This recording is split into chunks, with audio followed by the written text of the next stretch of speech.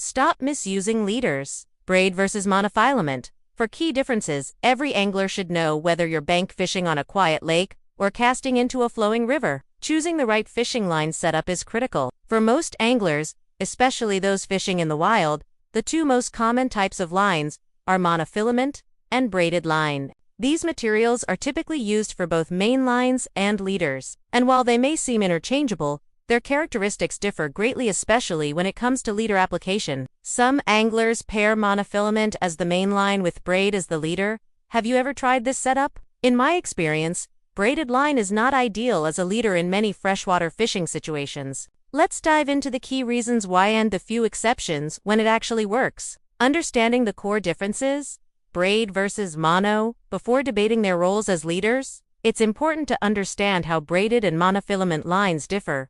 Braid line, zero stretch, offers immediate hook sets, but no shock absorption.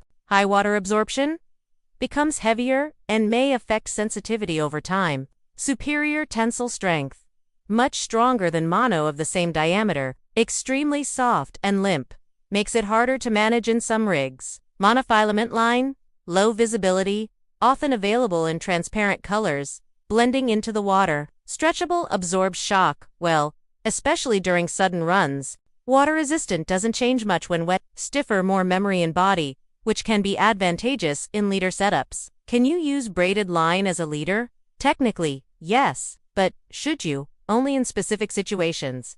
Braided line absorbs water and softens quickly, which throws off bite sensitivity in suspension-style rigs often used in float fishing. Once the line becomes saturated, your rig balance is compromised. Moreover, due to its limpness and lack of stretch, long leaders made of braid are more prone to tangling, especially in windy conditions or when casting into structure. So when does braid shine as a leader? When to use braid leaders? The right situations. Braided leaders are excellent in certain wild fishing environments, such as heavy cover fishing.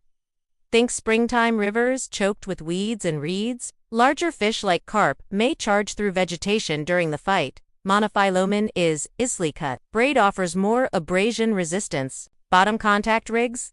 In methods like heavy sinker rigs, dead stick setups, or tight line, the leader often lies flat on the bottom. Water absorption has less effect, and a limp leader may even help bait presentation. Shy biters or slick-mouthed fish. For species with soft or sensitive mouths, the silky texture of braid may help the bait feel more natural and increase hookup rates. Tips for proper braid and mono pairing. If you insist on pairing a braided leader with a mono mainline, pay close attention to line ratings and diameters. Here's a basic guideline. Ensure the braid is at least 3 sizes lower than the monofilament mainline. For example, mainline, 6 pounds mono gives leader, 2 pounds braid. Mainline, 10 pounds mono gives leader, 3 to 4 pounds braid. This prevents an unfortunate and all too common scenario.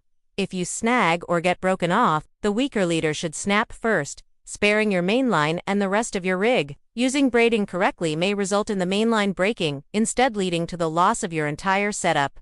Also, keep braid leaders short. Aim for 2 to 3 inches. Any longer, and tangles become far more likely. Final thoughts. Spring is a fantastic time to target river carp and other powerful fish. If used wisely, braided leaders can offer strength and sensitivity advantages. But misuse, especially in sensitive float fishing situations, can cost you bites, or even entire rigs. I hope today's breakdown helps you better understand your tackle and make more effective choices when fishing in natural waters. If you enjoyed this guide, feel free to like, share, and follow for more wild fishing tips and tackle breakdowns. About the author, I am a passionate angler and content creator who loves exploring wild fishing environments and sharing knowledge with fellow fishing enthusiasts. Let's exchange tips and stories from the riverbanks and lakesides. Follow me to stay updated.